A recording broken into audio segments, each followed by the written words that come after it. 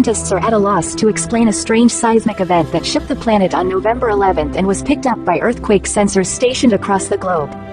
While the cause of this mysterious disturbance remains unknown, it's somehow linked to an ongoing seismic swarm that's been rumbling the archipelago of Mayotte in the Indian Ocean for several months, but just what these unusual tremors ultimately signify remains unclear.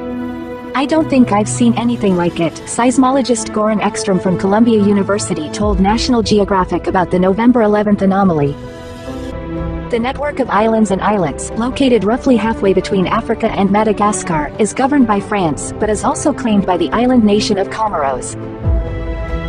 On the morning of May 10th, this region was rocked by a quake that turned up without warning, and which didn't come alone, being followed by a series of hundreds of tremors that have yet to disappear.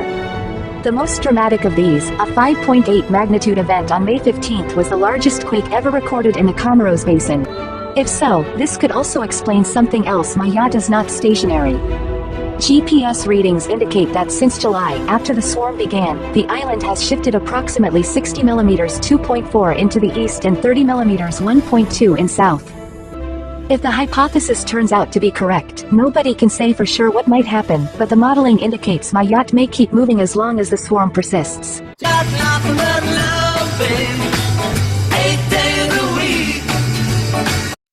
You know, lately, I just haven't been feeling very good. I've had these aches and pains. I can't sleep. My stomach's upset. So I went to the doctor and he said I had that, what did he say?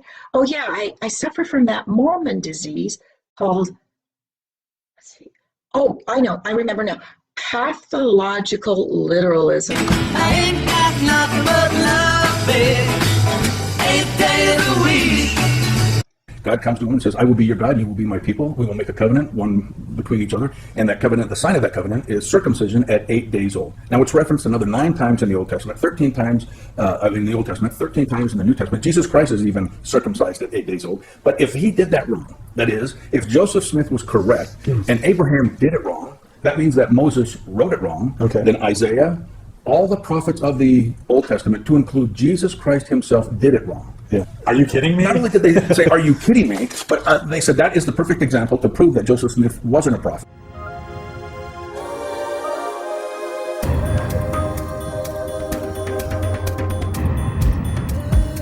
But something occurred on November 11th, 2018, that created a strange seismic wave that rippled around the globe. Nobody, including experts in Hawaii, can't figure out why. It started out about 15 miles off the shores of Mayotte, a small French island between Africa and the northern tip of Madagascar. And I'm going to take you there right now. Let's go to the earthquakes.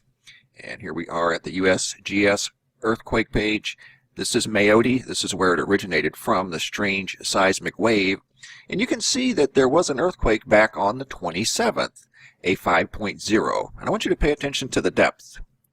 10 kilometers is 6.2 miles deep. Now I'm going to show you many more earthquakes that are at the 6.2 mile depth in just a matter of a week in the month of November. And there's something very mysterious going on at the 6.2 mile depth, and I think it's associated with this ripple. Continuing on, the soft rumbling, mostly undetectable by humans, moved across the globe. It was detected in places like Zambia, Kenya, Ethiopia. It then crossed the Atlantic, and this is where you can track these things on seismographs. To Chile, South America. The ripples were even detected up in Canada and, of course, Hawaii, which is some 11,000 miles away from the point of origin, which is over here east of Africa, north of Madagascar, right in that area that I just showed you. And it went all the way around the globe at 6.2 miles deep. In fact, all of these earthquakes you see here, 5.0 in Mayotte, 4.7 in Chagos, 5.3 in the southwest Indian Ridge, all at 10 kilometers, 10 kilometers, 10 kilometers. That's 6.2 miles deep. I'm going to show. Maybe this was the old equator of the Earth. This line starting at Nazca, going through Angkor Wat, and then just going around the world. A direct line between Nazca and Angkor Wat. If this was indeed the old equator of the Earth, then the old North Pole would have had to been in southeastern Alaska. That's how the Earth would have got thrown off its axis by so much. But it says this: studies have shown that at 10,178 BC, or over 12,000 years ago, the celestial pole was inclined at an angle of 30 degrees from its present position. This in turn strongly suggests that the terrestrial axis then oriented differently from today. Maybe this indeed was the old equator of the Earth. Down here at Giza, from Giza up to this proposed North Pole is 6,215 miles. From Nazca up to this North Pole is 6,215 miles. From Nazca to Giza is 7,677 miles. So if you plot that out on a piece of paper with a base of 7,677 and angles going, or the two sides going up 6,215 miles, if you put that up on a piece of paper, a flat piece of paper, you are going to have a triangle, a pyramid with angles of 51.5 degrees, the exact same as the Great Pyramid. Is that just a coincidence? Seems to me ancient sites were marked all around the Earth by sacred geometry and other things, and I just find a whole bunch of things very interesting about this Nazca to Angkor Wat line. Maybe it definitely was a possibility that this was the ancient equator of the Earth. It turns out that Planet 9 can actually tilt the sun. The fact that the sun is tilted, even if it's only by 6 degrees, the fact that the sun is tilted, the sun is the most massive thing in our solar system by a huge margin, and it's oriented differently than everything else in the solar system. That is an incredibly strange phenomenon for which there really have not been that many explanations even attempted over the last 150 years. It's naturally explained by Planet 9 being exactly where we think Planet 9 is, which it's one of these mysteries that we think is now solved. That's been such a mystery that people haven't even really talked about it very much over the last 150 years because it's just been so difficult to think of why it is. It has been known since the mid-1800s that the sun is tilted. Over the years, people put forth various explanations for it. One possibility is that the sun was interacting with a protoplanetary disk via magnetic fields. It's also possible that the disk was just asymmetrical from the beginning. And it's also possible that the sun actually had a stellar companion a long time ago.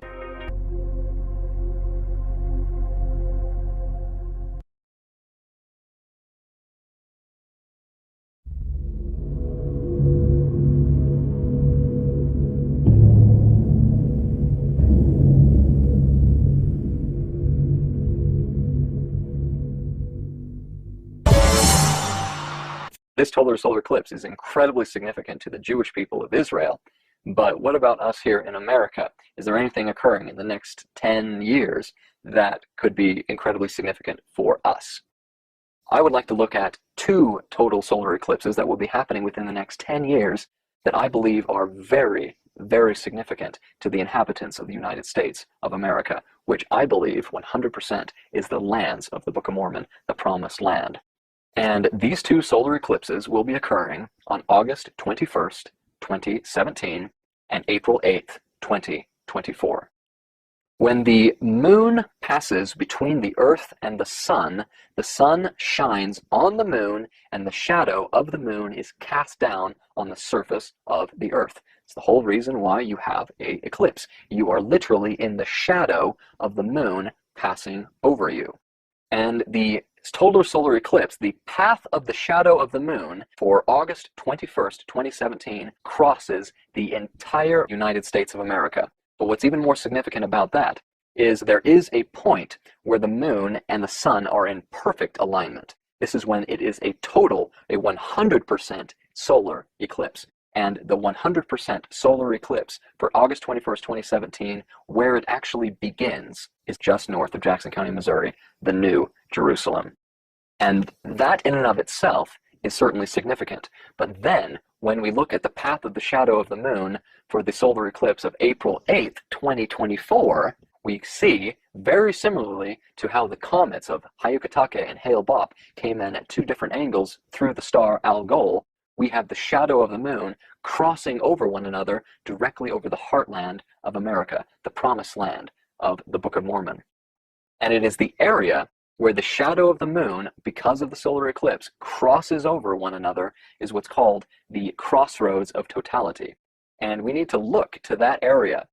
Is there anything significant that happened in southern Illinois where the crossroads of totality for these two eclipses will be taking place? That is the area where the crossroads will be. Is there anything at all significant about that area? Anything at all that occurred either in our own history or in Book of Mormon history that we should look to? And the answer is absolutely. Let's read from the Book of Mormon, 3 Nephi 3, 18 to 21. Now the chiefest among all the chief captains and the great commander of all the armies of the Nephites was appointed, and his name was Gidgiddoni. Now it was the custom among all the Nephites to appoint for their chief captains, save it were in their times of wickedness, someone that had the spirit of revelation and also prophecy. Therefore, this Gidgiddoni was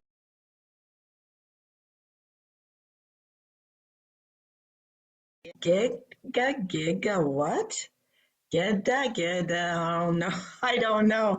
The prophet in the Book of Mormon, which basically identifies giga, or gig means light wheel, a wheel such as a chariot that crosses the sky, and giga in computer language means billion. So did Joseph Smith predict accurately a billion-year time period for each of these galactic ticks that occurs, according to the web, every 230 million years? The Earth goes around, circumnavigates the entire galaxy.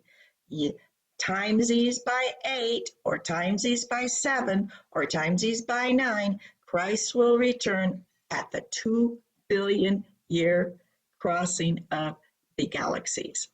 So that predicts the wheel within the wheel of Ezekiel. 1 billion one wheel, 1 billion the other wheel, 2 billion, and Christ returns. was a great prophet among them, as also was the chief judge.